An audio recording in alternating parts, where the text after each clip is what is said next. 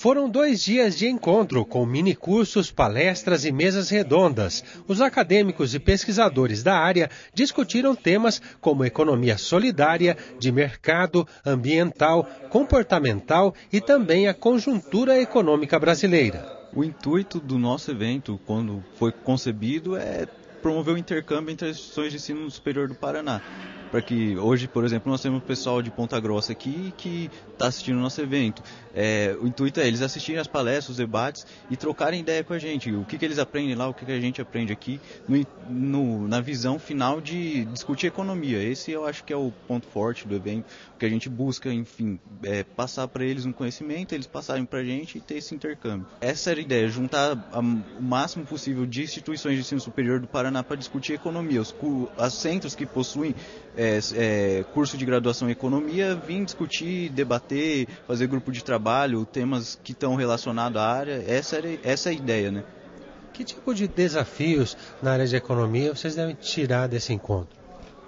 Olha, hoje mesmo a gente teve aqui uma mesa de conjuntura brasileira com o professor Assunção do nosso curso, o professor Nilman, chefe de departamento, e a professora Eliane.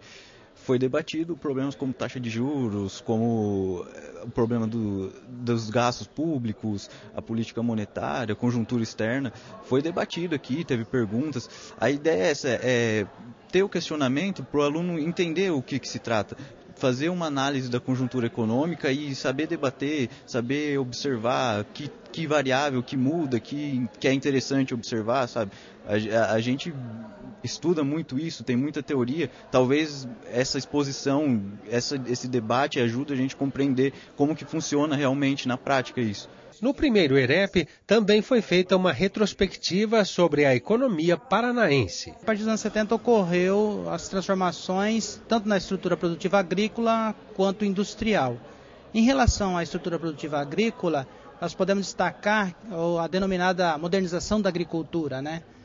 O Paraná sai de uma economia essencialmente produtora de café, exportadora de café predominantemente, né? Alimentos, mas predominantemente café, e passa a ser, na verdade, uma economia que se insere no mercado brasileiro, no mercado internacional, exportando soja, predominantemente soja, e depois também, na sua estrutura produtiva industrial, outros tipos de produto.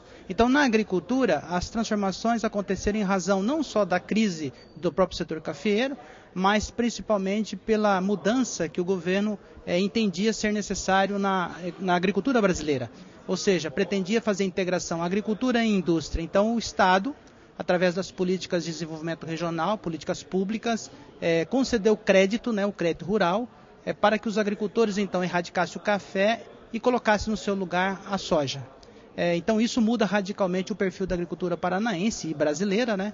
E então o Paraná vai passar por uma grande transformação, sendo então um dos grandes produtores, um dos maiores produtores de soja do país. Professor, que lições a gente pode tirar do passado para a economia atual do Paraná?